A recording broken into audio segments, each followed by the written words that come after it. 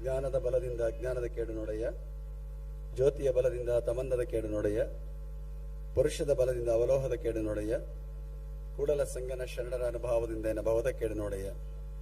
ಬಸವಾದಿ ಪ್ರಮಥರನ್ನ, ಪೂಜ್ಯ ಗುರುದೇವರನ್ನ ಹನುಮಂದಲ್ಲಿ ಭಕ್ತಿಯಿಂದ ಸ್ಮರಣೆಗೈದು ಈ ಒಂದು ಪವಿತ್ರ ಕಾರ್ಯಕ್ರಮದ ಅಧ್ಯಕ್ಷತೆಯನ್ನು ವಹಿಸಿದ ಕರ್ನಾಟಕ ಸಂಸ್ಕೃತ ವಿಶ್ವವಿದ್ಯಾಲಯದ ಕುಲಪತಿಗಳು, ಆತ್ಮೀಯ ತಾಯಿಂದಿರಾದ ಅಂಕೇಶ್ ಅಹಲ್ಯಾರವರೇ, ಈ ದಿನದ ಅತ್ಯಂತ ಪ್ರಮುಖ ಭಾಷಣವನ್ನು ಮಾಡಿದ ನಮ್ಮ ಕನ್ನಡಿಗರಾಗಿ ಇವತ್ತು ಮಧ್ಯಪ್ರದೇಶದಲ್ಲಿ ಉಜ್ಜಯಿನಿಯಲ್ಲಿ ಮಹರ್ಷಿ ಸಾಂದೀಪಿನಿ ರಾಷ್ಟ್ರೀಯ ವಿಶ್ವವಿದ್ಯಾಲಯದಲ್ಲಿ ಕೆಲಸ ಮಾಡ್ತಾ ನಮ್ಮ ಕನ್ನಡದ ಮತ್ತು ಸಂಸ್ಕೃತದ ಎರಡನ್ನೂ ಕೂಡ ಮಹತ್ವವನ್ನು ಹೆಚ್ಚಿಸ್ತಾ ಇರುವಂತಹ ಪ್ರೊಫೆಸರ್ ವಿರೂಪಾಕ್ಷಪ್ಪ ವಿ ಜಟಿಪಾಲ್ ರವರೇ, ಉಪಸ್ಥಿತಿರುವ ಶ್ರೀ ಗಿರೀಶ್ ಚಂದ್ರ ಅವರೇ, ವಿತ್ತ ಅಧಿಕಾರಿಗಳಾದ ತಾಯಿ ಶ್ರೀಮತಿ ಶುತ್ತೀರ್ ಅವರೇ, ನಿರ್ದೇಶಕರಾದ ಪಾಲಯ್ಯನವರೇ, ಎಲ್ಲ ಹಿರಿಯರೇ, ಆತ್ಮೀಯರೇ, ತಾಯಂದಿರೇ, ಮಕ್ಕಳೇ, ಇಂದು ನಾವೆಲ್ಲರೂ ಕೂಡ ಸಂಸ್ಕೃತ ವಿಶ್ವವಿದ್ಯಾಲಯ ಹಾಗೂ ಸಂಸ್ಕೃತ ಶಿಕ್ಷಣ ನಿರ್ದೇಶನಾಲಯ ಮುಖಾಂತರವಾಗಿ ಆಯೋಜಿಸಿರುವಂತಹ ಸ್ನಾತಕ ಪೂರ್ವ ದೀಕ್ಷಾಂತ ಕಾರ್ಯಕ್ರಮ, ಅದರ ಜೊತೆಗೆ ನಿವೃತ್ತರಾದಂತಹ ಶಿಕ್ಷಕರವರನ್ನು ಸನ್ಮಾನ ಮಾಡುವಂತಹದ್ದು, ಉತ್ತಮ ಪಾಠಶಾಲೆಗಳನ್ನು ಗುರುತಿಸಿ ಗೌರವಿಸುವಂತಹ ಪವಿತ್ರ ಕಾರ್ಯದಲ್ಲಿ ನಾವೆಲ್ಲ ಪಾಲ್ಗೊಂಡಿದ್ದೇವೆ. ಬಹುಶಃ ಕರ್ನಾಟಕದಲ್ಲಿ ಏನಾದರೂ ಸಂಸ್ಕೃತ ಇಷ್ಟೊಂದು ಪ್ರಚಾರದಲ್ಲಿದೆ, ಬೆಳೀತಾ ಇದೆ ಅಂತಂದ್ರೆ ಬಹುಶಃ ಒಂದು ಮಠಗಳ ಕೊಡುಗೆಯನ್ನು ನೀವು ಯಾರೂ ಮರೆಯೋದಕ್ಕೆ ಸಾಧ್ಯವೇ ಇಲ್ಲ ಅಂತ ಹೇಳಬೇಕಾಗುತ್ತೆ. ಅದರಲ್ಲಿಯೂ ಕೂಡ ಎಲ್ಲ ಮಠಗಳು ಕೂಡ ಇವತ್ತು ಸಂಸ್ಕೃತ ಭಾಷೆಯನ್ನು ಬೆಳೆಸೋದರಲ್ಲಿ ಈ ಪಾಠಶಾಲೆಗಳನ್ನು ತೆರೆದು ಚಿಕ್ಕ ಚಿಕ್ಕ ಮಕ್ಕಳಿಗೆ ಅಮರಕೋಶ ಇರಬಹುದು, ಶಬ್ದ ಇರಬಹುದು, ಮತ್ತಿತರಗಳನ್ನು ಬೋಧಿಸುವಂತಹ ಪವಿತ್ರ ಕಾರ್ಯವನ್ನ ಬಹಳ ವರ್ಷಗಳಿಂದಲೂ ಕೂಡ ನಡೆಸ್ಕೊಂಡು ಬರ್ತಾ ಇರುವಂತಹ ಒಂದು ಪರಂಪರೆ ನಮ್ಮ ಕರ್ನಾಟಕದಲ್ಲಿದೆ. ಬಹುಶಃ ನಮ್ಮ ರಾಜರುಗಳು, ಮೈಸೂರು ಮಹಾರಾಜರು ಈ ಸಂಸ್ಕೃತಕ್ಕೆ ಕೊಟ್ಟಂತಹ ಕೊಡುಗೆಯನ್ನು ಯಾವ ರಾಜರು ಕೊಟ್ಟಿಲ್ಲ ಅಂತ ಹೇಳಿದ್ರೆ ತಪ್ಪಾಗಲಿಕ್ಕಿಲ್ಲ. ಅದಕ್ಕಾಗಿ ನಾವು ಮಾತನಾಡ್ತಾ ಹೇಳ್ತಾ ಇದ್ವಿ, ಇವತ್ತು ನಮ್ಮ ಸಂಸ್ಕೃತ ವಿಶ್ವವಿದ್ಯಾಲಯಕ್ಕೆ ಯಾರ ಹೆಸರು ಇಡಬೇಕಪ್ಪ ಅಂದ್ರೆ ನಾಲ್ವಡಿ ಕೃಷ್ಣರಾಜ ಅವರ ಹೆಸರು ಇಡಬೇಕಿತ್ತು. ಆ ರೀತಿಯಲ್ಲಿ ಸಂಸ್ಕೃತವನ್ನ ಉಳಿಸಿ ಬೆಳೆಸುವಂತಹ, ವಿದ್ವಾಂಸರಿಗೆ ಪ್ರೋತ್ಸಾಹ ಕೊಡುವಂತಹ ಮಹಾರಾಜರು ಅಂದ್ರೆ ಮೈಸೂರಿನ ಮಹಾರಾಜ ಅಂತ ಬೆಳೆಸ್ಕೊಂಡು ಬಂದಿರುವಂತಹ ಅವರು. ಆನಂತರದಲ್ಲಿ ಇವತ್ತು ಮಠಗಳು ಇವತ್ತಿಂತಹ ಸಂಸ್ಕೃತವನ್ನ ಉಳಿಸಿ ಬೆಳೆಸುವಂತಹ ಪವಿತ್ರ ಕಾರ್ಯವನ್ನ ನಡೆಸ್ಕೊಂಡು ಬರ್ತಾ ಇರೋದಕ್ಕೆ ಸಾಕ್ಷಿ ಏನಪ್ಪಾ ಅಂದ್ರೆ, ಇವತ್ತಿನ ಪಾಠಶಾಲೆಗಳಿಂದ ಇವತ್ತು ಸನ್ಮಾನವನ್ನ ಸ್ವೀಕರಿಸಿದಂತಹ ನಿವೃತ್ತ ಶಿಕ್ಷಕರ ಪಟ್ಟಿಯನ್ನು ನೋಡಿದ್ರೆ ಅದರಲ್ಲಿ ಬಹುತೇಕ ಮಠಗಳಿಂದ ಮತ್ತು ಧಾರ್ಮಿಕ ಸಂಸ್ಥೆಗಳಿಂದ ನಡೆಸ್ತಿರುವಂತಹ ಪಾಠಶಾಲೆಗಳೇ ಹೊರತು ಸರ್ಕಾರದ ಶಾಲೆಗಳು ಯಾವುದೂ ಇಲ್ಲ ಅಂತ ಹೇಳಿದ್ರೆ ತಪ್ಪಾಗ್ಲಿಕ್ಕಿಲ್ಲ ಇದರೊಳಗೆ. ಆದ್ರಿಂದ ಇವತ್ತು ಮಠಗಳ ಒಂದು ಸಂಸ್ಕೃತ ಸೇವೆಯನ್ನ ಯಾವತ್ತೂ ಕೂಡ ಮರಲಿಕ್ಕೆ ಸಾಧ್ಯ ಇಲ್ಲ. ಅದರ ಜೊತೆಗೆ ನಮ್ಮ ಶ್ರೀಮಠ ಸ್ವತಂತ್ರ ಪೂರ್ವದಿಂದಲೂ ಕೂಡ ಸಂಸ್ಕೃತಕ್ಕೆ ಬಹಳ ಒತ್ತು ಕೊಟ್ಕೊಂಡು ಬಂದಂತಹ ಅವರು. ಅಟವಿ ಸ್ವಾಮಿಗಳವರು ಒಂದು ಸಣ್ಣ ಪಾಠಶಾಲೆ ಪ್ರಾರಂಭ ಮಾಡಿದ್ರು. ಆನಂತರ ಉದ್ದಾನ ಸ್ವಾಮಿಗಳವರು ಪಾಠಶಾಲೆಯನ್ನೇ ಪ್ರಾರಂಭ ಮಾಡಿ ಅದರಾಗ ಎಲ್ಲ ಮಕ್ಕಳಿಗೆ ಅವಕಾಶ ಕೊಟ್ಟರು. ಆ ಕಾಲದಲ್ಲಿ ಏನಿತ್ತು, ಜಾತಿಗೆ ಒಂದು ಮಠ, ಜಾತಿಗೆ ಮಾತ್ರ ಶಾಲೆ, ಜಾತಿಯವರಿಗೆ ಮಾತ್ರ ಪಾಠ ಅನ್ನುವಂತಹ ಒಂದು ವಾತಾವರಣ ಇದ್ದಂತಹ ಸಂದರ್ಭದಲ್ಲಿ ಅದನ್ನ ಮೀರಿ ಉದ್ದಾನ ಶ್ರೀಗಳವರು ಎಂತಹ ಉದಾರಿಗಳಾಗಿದ್ದು ಅಂತಂದ್ರೆ, ಎಲ್ಲಾ ಮಕ್ಕಳು ಓದಬೇಕು ಸಂಸ್ಕೃತ ಅಂತ ಹೇಳಿ ಪ್ರತಿಯೊಬ್ಬರಿಗೂ ಕೂಡ ಸಂಸ್ಕೃತವನ್ನ ಕಲಿಸುವಂತಹ ಬಹುದೊಡ್ಡ ಕ್ರಾಂತಿಯನ್ನ ಮಾಡಿದವರು ಯಾರಾದ್ರೂ ಇದ್ದಾರೆ ಅಂದ್ರೆ ನಮ್ಮ ಉದ್ದಾನ ಸ್ವಾಮಿ ಮಾಡಿದಂತಹ. ಆನಂತರ ನಮ್ಮ ಪರಮ ಪೂಜ್ಯ ಶಿವಕುಮಾರ ಮಹಾಸ್ವಾಮಿಗಳವರು ಆ ಒಂದು ಕಾರ್ಯವನ್ನ ದ್ವಿಗುಣ ಅಲ್ಲ 1000 ಪಟ್ಟು ಹೆಚ್ಚಿಸುವಂತ ಕೆಲಸವನ್ನು ಮಾಡಿ ನಮ್ಮ ಮಠದಿಂದ ಅನೇಕ ವಿದ್ವಾಂಸರುಗಳು ಇವತ್ತು ನಾಡಿಗೆ ಕೊಡುವಂತ ದೊಡ್ಡ ಕೆಲಸವನ್ನ ನಮ್ಮ ಪರಮ ಪೂಜ್ಯ ಶಿವಕುಮಾರ ಮಹಾಸ್ವಾಮಿಗಳು ನಡೆಸ್ಕೊಂಡು ಬಂದಂತಹ ಅವರು. ಆ ಒಂದು ಪರಂಪರೆ ನಮ್ಮಷ್ಟೇ ಅಲ್ಲ, ಬೇರೆ ಎಲ್ಲ ಮಠಗಳು ಕೂಡ ಅಂತಹ ಕಾರ್ಯವನ್ನು ನೆರವೇರಿಸಿಕೊಂಡು ಬರ್ತಾ ಇದ್ದಾವೆ. ಆ ಒಂದು ಹಿನ್ನೆಲೆಯನ್ನು ಹೇಳ್ತಾ ಇವತ್ತು ಅದಕ್ಕೆ ದೊಡ್ಡ ಒಂದು ಶಕ್ತಿ ಬಂದಿರೋದು ಯಾವುದಪ್ಪ ಅಂದ್ರೆ, ಈ ಪಾಠಶಾಲೆಗಳೆಲ್ಲವೂ ಕೂಡ ಮೊದಲು ನಮ್ಮ ಸರ್ಕಾರದ ವತಿಯಿಂದ ನಡೆಕೊಂಡು ಬರ್ತಾ ಇತ್ತು. ಆಮೇಲೆ ಈಗ ಅದಕ್ಕಾಗಿಯೇ ಒಂದು ವಿಶೇಷವಾಗಿ ಒಂದು ವಿಶ್ವವಿದ್ಯಾಲಯವನ್ನೇ ಸ್ಥಾಪಿಸುವಂತ ಕೆಲಸವನ್ನ ಮಾಡುವುದರ ಮುಖಾಂತರವಾಗಿ ಅದಕ್ಕೆ ಒತ್ತು ಕೊಡುವಂತ ಕೆಲಸ ಆಗಿದೆ. ಇವತ್ತು ಸಂಸ್ಕೃತ ವಿಶ್ವವಿದ್ಯಾಲಯ ಪ್ರಾರಂಭವಾದ ಮೇಲೆ ನಮ್ಮೆಲ್ಲ ಪಾಠಶಾಲೆಗಳು ಕೂಡ ವಿಶ್ವವಿದ್ಯಾಲಯದ ಆಡಳಿತಕ್ಕೆ ಒಳಪಟ್ಟು ಅದರ ಜೊತೆಯಲ್ಲಿ ನಡ್ಕೊಂಡು ಬರ್ತಾ ಇದ್ದಾವೆ. ವಿಶೇಷವಾಗಿ ಇವತ್ತು ಆ ಪಾಠಶಾಲೆಗಳು ಹೆಚ್ಚಾಗ್ತಾ ಇದ್ದಾವೆ, ಆದರೆ ಉನ್ನತ ಶಿಕ್ಷಣವನ್ನ ಪಡ್ಕೊಳ್ಳುವಂತಹ ಮಂದಿ ತುಂಬಾ ಕಡಿಮೆ ಆಗ್ತಾ ಇದ್ದಾರೆ. ಇವತ್ತು ಪಾಠಶಾಲೆಯಲ್ಲಿ ಓದುವಂತಹ ಮಕ್ಕಳ ಸಂಖ್ಯೆ ಜಾಸ್ತಿ ಇದೆ, ಆದರೆ ನೀವು ಅದಂತರ ವಿದ್ವತ್ ಸಂದರ್ಭದಲ್ಲಿ ಸಾಹಿತ್ಯ ಮೇಲ್ಪಟ್ಟು ಓದುವಂತಹ ಮಕ್ಕಳ ಸಂಖ್ಯೆ ಇವತ್ತು ತುಂಬಾ ಕಡಿಮೆ ಆಗ್ತಾ ಇರೋದನ್ನ ನೀವೆಲ್ಲರೂ ಕೂಡ ಮನಗಾಣಬೇಕಾಗ್ತಾ ಇರುವಂತಹದ್ದು. ಯಾಕೆಂದ್ರೆ ಇದು ಏನಾಗಿದೆ ಅಂತಂದ್ರೆ, ಈ ಭಾಷೆಯನ್ನ ಓದಿದ್ರೆ ಅಥವಾ ವಿದ್ವತ್ ಮಾಡಿದ್ರೆ, MA ಮಾಡಿದ್ರೆ ನಮಗೆ ವೃತ್ತಿಗೆ, ನಮಗೆ ಬದುಕಿಗೆ, ಜೀವನಕ್ಕೆ ತುಂಬಾ ಕಷ್ಟ ಆಗದೆ ಇರುವಂತ ಭಾವನೆ ತುಂಬಾ ಜನಗಳಲ್ಲಿ ಇರುವಂತಹದ್ದು. ಆ ದೃಷ್ಟಿಯಿಂದ ಇವತ್ತು ಯಾವುದನ್ನು ಇದನ್ನು ಆಯ್ಕೆ ಮಾಡ್ಕೊಳ್ಳೋದಕ್ಕೆ ಉನ್ನತ ಮಟ್ಟದಲ್ಲಿ ಇದನ್ನ ಮಕ್ಕಳು ಆಯ್ಕೆ ಮಾಡ್ಕೊಳ್ಳೋದಕ್ಕೆ ಅದೊಂದು ಕಾರಣ ಆಗಿದೆ ಅಂತೇಳಿ ಭಾವಿಸಬೇಕಾಗಿರುವಂತಹದ್ದು. ಆದ್ರೂ ನಾವು ತಿಳ್ಕೊಳ್ಬೇಕು, ಇದು ಅನ್ನದ ಭಾಷೆ ಅಲ್ಲದೆ ಹೋದರೂ ಕೂಡ ನಮ್ಮ ಜೀವಕ್ಕೆ ಬೇಕಾಗಿರುವಂತಹ, ಜೀವನಕ್ಕೆ ಬೇಕಾಗಿರುವಂತಹ ಭಾಷೆ ಇದು ಯಾವುದಪ್ಪ ಅಂದ್ರೆ ಅದು ಸಂಸ್ಕೃತ ಭಾಷೆ ಅಂತ ಹೇಳಬೇಕಾಗಿರುವಂತಹದ್ದು. ನೀವೆಲ್ಲ ಒಂದು ಕಥೆಯನ್ನ ಕೇಳಿದಿರಿ, ಸಂಸ್ಕೃತ ಭಾಷೆಯಲ್ಲಿ ಇಲ್ಲದೆ ಇರುವಂತಹದ್ದು ಇಲ್ಲವೇ ಇಲ್ಲ. ಇವತ್ತೆಲ್ಲಾ ವಿಚಾರಗಳು ಕೂಡ ಇರುವಂತಹ ಒಂದೇ ಭಾಷೆ ಅಂದ್ರೆ ಅದು ಸಂಸ್ಕೃತ ಭಾಷೆಯಲ್ಲಿ ಮಾತ್ರ ಇದೆ. ಇವತ್ತು ನೀವು ಒಬ್ಬ ಬಡವ ಇದ್ದ, ತುಂಬಾ ಬಡವ, ಆ ಬಡವನಿಗೆ ಮದುವೆ ಆಗಿತ್ತು, ಮಕ್ಕಳಿಲ್ಲ, ಅವನ ತಾಯಿ ಇದ್ದು ಕಣ್ ಕಾಣ್ತಿರ್ಲಿಲ್ಲ. ಇದೆಲ್ಲ ಇದ ಮೇಲೆ ಅವನಿಗೆ ಏನಾದ್ರೂ ಮಾಡಿ ಹೊರಬರಬೇಕು ಅಂತ ಹೇಳಿ ದೇವರನ್ನು ಪ್ರಾರ್ಥನೆ ಮಾಡಿದಂತೆ. ದೇವರ ಪ್ರಾರ್ಥನೆ ಮಾಡಿದಾಗ ದೇವರು ಅವನಿಗೆ ಪುನಪ್ಪ ಏನು ವರ ಕೇಳಂಗಿಲ್ಲ, ಒಂದೇ ವರ ಕೇಳಬೇಕು ಅಂತಂದ. ಇದೇನ್ ಮಾಡೋದು, ಇವನಿಗೆ ಮಕ್ಕಳಾಗ್ಬೇಕು, ಅವನ ಹೆಂಡತಿಗೆ ಮಕ್ಕಳಾಗಬೇಕು, ಇವನಿಗೆ ದುಡ್ಡು ಬರಬೇಕು, ಅವನ ತಾಯಿ ಕಣ್ಣು ಬರಬೇಕು, ಎಲ್ಲ ಮಾಡಿ ಯೋಚನೆ ಮಾಡಿ ಒಂದೇ ವರ ಕೊಡ್ತೀಯ ದೇವ್ರೆ, ಅಷ್ಟೇ ಕೂಡ ಏನಿಲ್ಲ, ನಮ್ಮಮ್ಮ ಅರಮನೆಯಲ್ಲಿ ಕೂತ್ಕೊಂಡು ಅವನ ಮೊಮ್ಮಗನ ಚಿನ್ನದ ತಟ್ಟೆಯಲ್ಲಿ ಊಟ ಮಾಡುವಂತ ಒಂದು ವರ ಕೊಟ್ಬಿಡು ಸಾಕು ಅಂತ ಕೇಳಿದನಂತೆ. ಹಂಗೆ ಇವತ್ತೇನಾದ್ರೂ ಅಂತಹ ವರ ಇರುವಂತಹ ಒಂದು ಭಾಷೆ ಅಂತಂದ್ರೆ ಅದು ನಮ್ಮ ಸಂಸ್ಕೃತ ಭಾಷೆ ಅಂತ ನೀವೆಲ್ಲ ಹೆಮ್ಮೆಯಿಂದ ಹೇಳ್ಕೊಳ್ಬೇಕಾಗಿರುವಂತಹದ್ದು. ಇವತ್ತು ಸಂಸ್ಕೃತ ಭಾಷೆಯ ಮಹತ್ವವನ್ನ ತಾವೆಲ್ಲರೂ ಕೂಡ ತಿಳ್ಕೊಂಡಿರುವಂತಹ ಅವರು. ಇವತ್ತು ನಮ್ಮ ರಾಷ್ಟ್ರದಲ್ಲಿ ನಮ್ಮ ಕೇಂದ್ರ ಸರ್ಕಾರದ ಧ್ಯೇಯವಾಕ್ಯ ಏನು, ಸತ್ಯಮೇವ ಜಯತೆ, ಅದನ್ನೇ ಹಾಕೊಂಡಿರುವಂತಹ ಅವರು. ಹಾಗೆ ಇವತ್ತು ವಿಶ್ವವಿದ್ಯಾಲಯಗಳಲ್ಲಿ ಹಾಕೊಂಡಿರುವಂತಹ ಧ್ಯೇಯವಾಕ್ಯಗಳಿರ್ಬೋದು, ಅಥವಾ ನೀವು ನೋಡ್ಕೊಳ್ಳಿ, ಇವತ್ತು ಅಂಚೆ ಇಲಾಖೆ ನೋಡ್ಬೋದು, ದೂರದರ್ಶನದ ನೋಡ್ಕೊಳ್ಳಿ, ರೇಡಿಯೋದಲ್ಲಿ ನೋಡಿ, ಅಥವಾ ನಮ್ಮ ಆರ್ಮಿ, ಇವತ್ತು ಭೂಸೇನೆ ಇರ್ಬೋದು, ಜಲಸೇನೆ ಇರ್ಬೋದು, ವಾಯುಸೇನೆ ಇರ್ಬೋದು, ಅವರೆಲ್ಲ ಇಟ್ಕೊಂಡಿರುವಂತಹ ಪದಗಳು ಯಾವ್ದಪ್ಪ ಅಂದ್ರೆ ನಮ್ಮ ಸಂಸ್ಕೃತದಿಂದ ಬಂದಿರುವಂತಹ ಒಂದು ಧ್ಯೇಯವಾಕ್ಯವನ್ನು ಇಟ್ಕೊಂಡಿದ್ದಾರೆ ಹೊರತು ಬೇರೆ ಯಾವ ಧ್ಯೇಯವಾಕ್ಯವನ್ನು ಇಟ್ಕೊಂಡಿಲ್ಲ. ನೀವು ಆಕಾಶವಾಣಿ ಬಹುಜನ ಹಿತಾಯ ಬಹುಜನ ಸುಖಾಯ ಅಂತ ಹೇಳ್ತಾರೆ, ಸತ್ಯಂ ಶಿವಂ ಸುಂದರಂ ಅಂತ ದೂರದರ್ಶನ ಹೇಳ್ತಾರೆ. ನಿಮ್ಮ LIC ಎಲ್ಲರೂ LIC ಪಾಲಿಸಿ ಮಾಡ್ಲೇಬೇಕಲ್ಲ, ಯೋಗಕ್ಷೇಮಂ ವಹಾಮ್ಯಹಂ ಅನ್ನುವಂತಹ ಪದವನ್ನು ಹಾಕೊಂಡಿರ್ತಾರೆ. ಹಾಗೆ ಎಲ್ಲಾ ಇದರಲ್ಲೂ ಕೂಡ ಇವತ್ತು ಸುಪ್ರೀಂ ಕೋರ್ಟ್ ನಲ್ಲೂ ಕೂಡ ಅವ್ರು ಹೇಳ್ತಾರೆ ಯಥೋ ಧರ್ಮ ತಥೋ ಜಯ ಅಂತ ಹೇಳ್ತಾರೆ. ಹಂಗೆ ಎಲ್ಲಾ ಧ್ಯೇಯವಾಕ್ಯಗಳನ್ನ ಬಹುತೇಕ ನೋಡ್ಕೊಂಡು ಬಂದ್ರೆ ನೂರಾರು ಇಲಾಖೆಗಳಲ್ಲಿರುವಂತಹ ಧ್ಯೇಯವಾಕ್ಯಗಳು ಯಾವುದು ಅಂದ್ರೆ ನಮ್ಮ ಸಂಸ್ಕೃತ ಧ್ಯೇಯವಾಕ್ಯಗಳೇ ಆಗಿರುವಂತಹದ್ದು. ಅಂತಹ ಒಂದು ಸಂಸ್ಕೃತ ಭಾಷೆ ಇವತ್ತು ಹೆಚ್ಚು ಬೆಳೆಯುವಂತಹ ಒಂದು ಹಿನ್ನೆಲೆಯಲ್ಲಿ ಇವತ್ತು ಕೇಂದ್ರ ಸರ್ಕಾರ ಬಹಳ ಒತ್ತು ಕೊಡ್ತಾ ಇದೆ, ನಿಮಗೆ ಅಷ್ಟು ಪ್ರೋತ್ಸಾಹವನ್ನ ಕೊಡ್ತಾ ಇದೆ.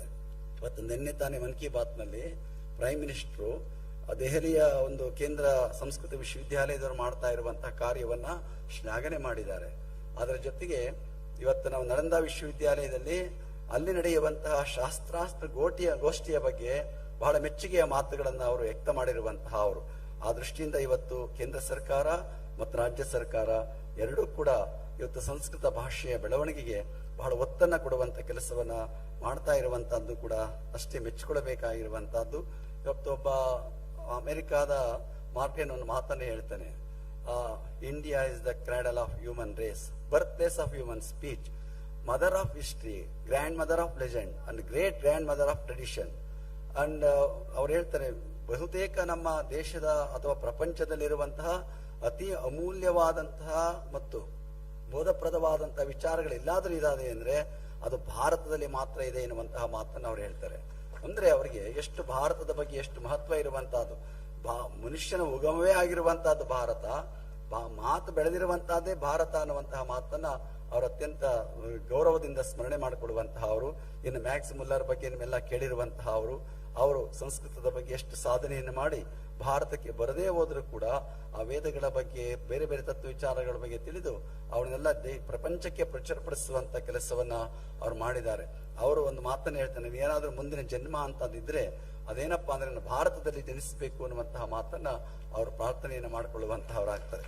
ಹಾಗೆ ಇವತ್ತಂತಹ ಒಂದು ಪರಂಪರೆ ನಮ್ಮ ದೇಶದಲ್ಲಿ ಇರುವಂತಹದ್ದು. ಇವತ್ತು ಸಂಸ್ಕೃತದಲ್ಲಿ ಇಲ್ಲದೆ ಇರುವಂತಹ ಜ್ಞಾನವೇ ಇಲ್ಲ. ಎಲ್ಲ ಜ್ಞಾನದ ಶಾಖೆಗಳು ಇರುವಂತಹ ಒಂದೇ ಬುಡ ಅಂದ್ರೆ ಅದು ಸಂಸ್ಕೃತ ಅನ್ನುವಂತಹದ್ದನ್ನ ನಾವು ಗಮನಿಸ್ಕೊಳ್ತಾ ಇವತ್ತು ಈ ಸಂದರ್ಭದಲ್ಲಿ ಅನೇಕರಿಗೆ ಗೌರವವನ್ನು ಅರ್ಪಿಸುವಂತಹ ಕೆಲಸವನ್ನ ಮಾಡಿದ್ದಾರೆ. ಇವತ್ತು ನಿವೃತ್ತ ಶಿಕ್ಷಕರಿದ್ದಾರೆ, ಪ್ರವೃತ್ತ ಶಿಕ್ಷಕರಿದ್ದಾರೆ. ಇವತ್ತು ಶಿಕ್ಷಕ ಸ್ಥಾನ ಅತ್ಯಂತ ಪವಿತ್ರವಾಗಿರುವಂತಹದ್ದು. ನೀವು ಹೇಳಿದಾಗ ನಿಷ್ಠಾಕ್ರಿಯಾ ಕಶ್ಚಿದಾತ್ಮ ಸಂಸ್ಥಾ ಸಂಕ್ರಾಂತಿರನ್ಯಸ ವಿಶೇಷಯುಕ್ತ ಅನ್ನುವಂತಹ ಮಾಲವಿಕಾಗ್ನಿ ಮಿತ್ರನ ಶಾಕುಂತಲದ ನಮ್ಮ ಕಾಳಿದಾಸನ ಒಂದು ಮಾತನ್ನ ಅವ್ರ ಪ್ರಸ್ತಾಪವನ್ನು ಮಾಡಿದ್ರು. ಯಾರು ಉತ್ತಮ ಶಿಕ್ಷಕ ಅಂದ್ರೆ ಸ್ವಲ್ಪನೇ ತಿಳ್ಕೊಂಡು ಚೆನ್ನಾಗಿ ಬೋಧನೆ ಮಾಡುವಂತಹವನಲ್ಲ, ಹೆಚ್ಚು ತಿಳ್ಕೊಂಡು ಕಡಿಮೆ ಬೋಧನೆ ಮಾಡುವಂತಹವನಲ್ಲ, ಹೆಚ್ಚು ತಿಳ್ಕೊಂಡಿರಬೇಕು, ಅಷ್ಟೇ ಹೆಚ್ಚಿನ ಮಟ್ಟದಲ್ಲಿ ಮಕ್ಕಳಿಗೆ ಸೆರೆತು ಪಾಠವನ್ನ ಮಾಡುವಂತಹ ಅವನು ನಿಜವಾದ ಶಿಕ್ಷಕ ಅಂತೇಳಿ ಕಾಳಿದಾಸ ಮಹಾಕವಿ ಹೇಳಿರುವಂತಹ ಒಂದು ಮಾತಿದೆ. ಹಾಗೆ ಇವತ್ತು ಶಿಕ್ಷಕರು ಯಾವತ್ತೂ ಕೂಡ ತಮ್ಮ ಅಧ್ಯಯನ ಶಕ್ತಿ, ಎರಡು ನಿಮಗೆ ಕಣ್ಣಿರುವಂತಹದ್ದು, ಒಂದು ಅಧ್ಯಯನ, ಒಂದು ಅಧ್ಯಾಪನ. ಎರಡು ಶಿಕ್ಷಕರು ಇರುವಂತಹ ಎರಡು ಕಣ್ಣುಗಳು ಅಂದ್ರೆ ಅಧ್ಯಯನ ಮಾಡಬೇಕು, ಅಧ್ಯಾಪನವನ್ನು ಮಾಡಬೇಕು. ಎರಡೂ ಕೂಡ ಅತ್ಯಂತ ಮುಖ್ಯವಾಗಿರುವಂತಹದ್ದು.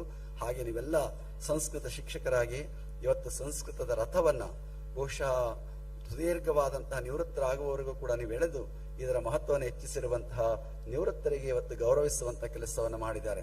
ವೈದ್ಯೋ ಶಿಕ್ಷಕ ವೈದ್ಯ ಇವರೇನಾದ್ರೂ ಪ್ರಯೋಜನ ನಿಷ್ಪ್ರಯೋಜಕ ಅಂತ ಹೇಳ್ಬಿಟ್ಟಿದ್ದಾರೆ. ಯಾವಾಗ ಕಾರ್ಯ ಅಂತೆ ನಿಷ್ಪ್ರಯೋಜಕ ಅಂತ ಹೇಳಿದ್ದಾರೆ. ಅಂದ್ರೆ ಕಾರ್ಯ ಮುಗಿದ ಮೇಲೆ ವೈದ್ಯನು ಬೇಡ, ಶಿಕ್ಷಕನು ಬೇಡ ಅಂತೇಳಿ. ಆದರೆ ನಮ್ಮ ವಿಶ್ವವಿದ್ಯಾಲಯ ನಿರ್ದೇಶನ ಹಾಗೆ ಮಾಡಿಲ್ಲ. ನಿವೃತ್ತರಾದವರು ಕೂಡ ಅವರ ಸೇವೆಯನ್ನು ಸ್ಮರಿಸಿಕೊಳ್ಬೇಕು ಅನ್ನುವಂತಹ ಕೃತಜ್ಞತಾ ಭಾವನೆಯೊಂದಿಗೆ ನಿಮ್ಮನ್ನೆಲ್ಲ ಗೌರವಿಸುವಂತಹ ಕಾರ್ಯವನ್ನ ಇವತ್ತು ಏರ್ಪಡಿಸಿರುವಂತಹದ್ದು ನಿಮ್ಮೆಲ್ಲರ ಒಂದು ಭಾಗ್ಯ ಅಂತೇಳಿ ಭಾವಿಸಬೇಕಾಗಿರುವಂತಹದ್ದು. ನಿವೃತ್ತಿ ಒಂದು ವಯಸ್ಸಿಗೆ ಮಾತ್ರ, ಆದರೆ ಒಬ್ಬ ಶಿಕ್ಷಕನಿಗೆ ಜೀವ ಇರುವವರೆಗೂ, ಉಸಿರಿರುವವರೆಗೂ ನಿವೃತ್ತಿ ಎನ್ನುವಂತಹದ್ದಿಲ್ಲ. ನೀವು ಯಾವತ್ತು ರಿಟೈರ್ಡ್ ಆಗಿರ್ಬೋದು, ಯು ಆರ್ ನಾಟ್ ಟೈರ್ಡ್ ಅಂತ ಹೇಳ್ಬೇಕು.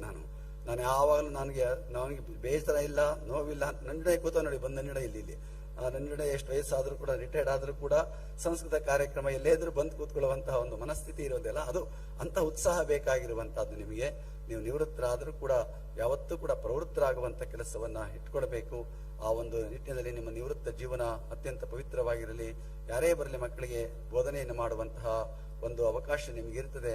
ಅದನ್ನ ನೀವು ಮುಂದುವರಿಸಿಕೊಂಡು ಹೋಗುವಂತ ಕೆಲಸವನ್ನ ನೀವೆಲ್ಲರೂ ಕೂಡ ಮಾಡಲಿ ಎನ್ನುವ ಹಾರೈಕೆಯನ್ನು ವ್ಯಕ್ತ ಮಾಡ್ತಾ, ಅದರ ಜೊತೆಗೆ ಇವತ್ತು ಸಂಸ್ಕೃತ ಪಾಠಶಾಲೆಗಳು ನಮ್ಮ ರಾಜ್ಯದಲ್ಲಿರುವ ಎಲ್ಲ ವಲಯಗಳಲ್ಲಿ ಗುರುತಿಸಿ ಅವುಗಳಿಗೆ ಬಹುಮಾನವನ್ನ ಕೊಡುವಂತಹ, ಪ್ರೋತ್ಸಾಹ ಕೊಡುವಂತಹ ಕೆಲಸವನ್ನ ಮಾಡಿದ್ದಾರೆ. ನಿಜಕ್ಕೂ ಇದು ಮುಖ್ಯ. ಅದು ಒಂದು ಒಳ್ಳೆ ಕೆಲಸವನ್ನ ಮಾಡಿದಾಗ ಅವರಿಗೆ ಬೆನ್ನು ತಟ್ಟಬೇಕಾಗುತ್ತೆ, ಪ್ರೋತ್ಸಾಹ ಮಾಡಬೇಕಾಗುತ್ತೆ. ಅದು ಮಾಡಿದಾಗ ಅವರು ಇನ್ನೂ ಹೆಚ್ಚಿನದಾಗಿ ಅವರಿಗೆ ಅದನ್ನ ಮುಂದುವರಿಸಿಕೊಂಡು ಹೋಗೋದಕ್ಕೆ ಸಾಧ್ಯ ಆಗುವಂತಹದ್ದು. ಈ ಸಂದರ್ಭದಲ್ಲಿ ಯಾರು ಬಹುಮಾನ ಪಡೆದಿಲ್ಲ ಅವರು ಯೋಚನೆ ಮಾಡಬೇಕು, ನಾವು ಮುಂದೆ ವರ್ಷಕ್ಕೆ ತಗೋಬೇಕು ಅಂತೇಳಿ ಇವ್ರು ಯೋಚನೆ ಮಾಡಬೇಕಾಗಿರುವಂತಹದ್ದು ನಿಮ್ಮ ಕರ್ತವ್ಯ. ಹಾಗೆ ಎಲ್ಲಾ ಪಾಠಶಾಲೆಗಳವರು ಕೂಡ ಒಂದು ಸ್ಪರ್ಧಾತ್ಮಕ ಮನೋಭಾವ ಇರಬೇಕು. ಸ್ಪರ್ಧೆ ಅಂದ್ರೆ ನಾವು ಬೆಳೆಯಬೇಕು ಅನ್ನುವಂತಹ ಸ್ಪರ್ಧೆಯ ಹೊರತು ಇನ್ನೊಬ್ಬರು ತುಳಿಯಬೇಕು ಅಂತ ಪ್ರಶ್ನೆ ಅಲ್ಲ.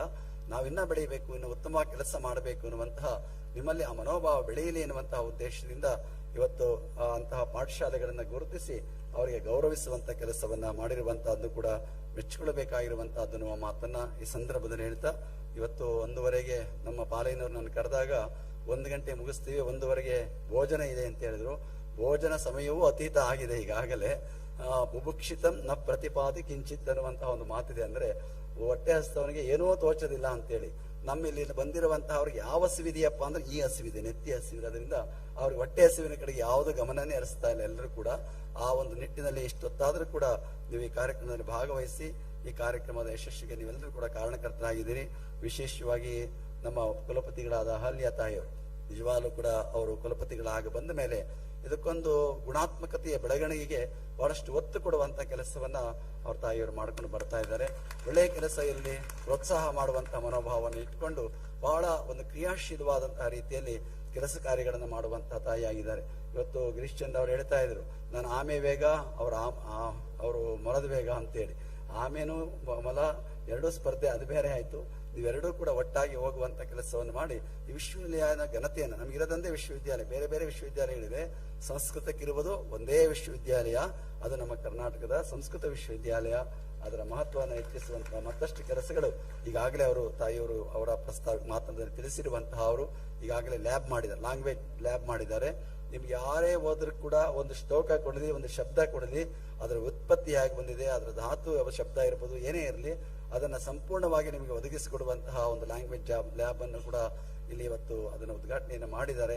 ಅದರ ಪ್ರಯೋಜನವನ್ನ ತಾವೆಲ್ಲರೂ ಕೂಡ ಪಡ್ಕೊಳ್ಳಿ. ಅವ್ರು ಹೇಳ್ತಾ ಇದ್ರು ಎಲ್ಲ ಪಾಠಶಾಲೆಗಳಿಗೂ ಈ ಲ್ಯಾಬ್ ಆಗ್ಬೇಕು ಅಂತ ಹೇಳ್ತಾ ಇದ್ರು. ಕೇವಲ ವಿಶ್ವವಿದ್ಯಾಲಯದಿಂದ ಮಾತ್ರ ಇರಬಾರ್ದು, ಪ್ರತಿಯೊಂದು ಪಾಠಶಾಲೆಯಲ್ಲೂ ಕೂಡ ಈ ಲ್ಯಾಂಗ್ವೇಜ್ ಲ್ಯಾಬ್ ಆಗಬೇಕು ಅನ್ನುವಂತಹ ಮಾತನ್ನ ಅಹಲ್ಯ ತಾಯಿಯವರು ಹೇಳ್ತಾ ಇದ್ರು.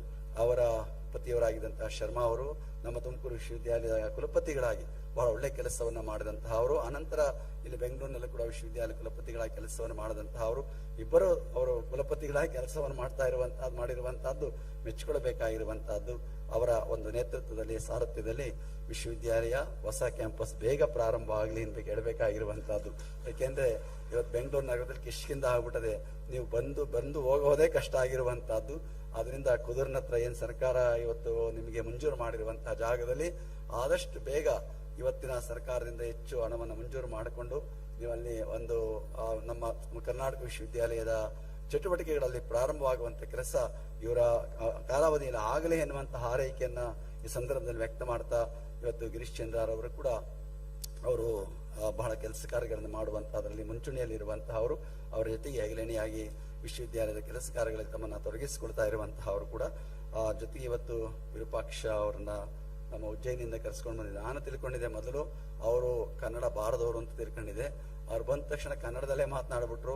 ಪರವಾಗಿಲ್ಲ, ಇವ್ರು ಕನ್ನಡದವ್ರು ನಮ್ಮವರೇ ಅಂತ ನಮ್ಗೆ ಅನ್ನಿಸ್ತಾ ಇತ್ತು ಅವ್ರಿಗೆ. ಅದರಿಂದ ಅವ್ರು ಕನ್ನಡದವರಾದ್ರೂ ಕೂಡ ಸಂಸ್ಕೃತದ ಅಪಾರವಾದ ಪಾಂಡಿತ್ಯವನ್ನ ಒಳಗೊಂಡಿರುವಂತಹ ಅವರು ಮನೀಷಿಣಃ ಮತ್ತು ಹಿತೈಷಿಣಃ ಎರಡೂ ನಮ್ಗೆ ಆಗಿದ್ದಾರೆ ಅಂತೇಳಿ ಭಾವಿಸ್ಬೇಕಾಗಿರುವಂತಹದ್ದು.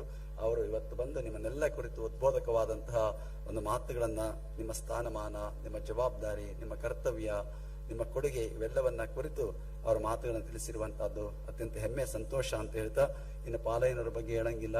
ಪಾಲಯ್ಯನವರು ಅವರಿಗೆ ಪಾಲಯ್ಯ ಅಂತ ಇಟ್ಬಿಟ್ಟು ಅವ್ರ ಹೆಸರು ಮೊದಲೇ ಅವ್ರಿಗೆ ಅಣೆ ಅಂತಂದ್ರೆ ಪಾಲ ಅಂದ್ರೆ ಅಣೆ ಅಂತ ಕಾಣಿಸ್ತದಲ್ಲ, ಅದರಿಂದ ಪಾಲಯ್ಯನವರು ಅಂದ್ರೆ ಈ ವಿಶ್ವವಿದ್ಯಾಲಯ ಅಣೆ ಆಗ್ಬಿಡ್ಬೇಕಾಗ್ಬಿಡ್ತದೆ ಅವರೆಲ್ಲರೂ ಕೂಡ. ಆ ರೀತಿಯಲ್ಲಿ ಎಲ್ಲರನ್ನೂ ಕೂಡ ಮುಂದುವರಿಸಿಕೊಂಡು ಏನೇ ಆ ವಿಶ್ವವಿದ್ಯಾಲಯದಲ್ಲಿ ನಮ್ಮ ಪಾಠಶಾಲೆಗಳಿಗೆ ತೊಡಕ್ ಬಂದ್ರೆ ಅಲ್ಲಿ ಫಸ್ಟ್ ಹೋಗಿ ಅದನ್ನೆಲ್ಲ ಸರಿಪಡಿಸುವಂತ ಕೆಲಸವನ್ನ ಪಾಲಯ್ಯನವರು ನಿರಂತರವಾಗಿ ಮಾಡ್ಕೊಂಡು ಬರ್ತಾ ಇದ್ದಾರೆ.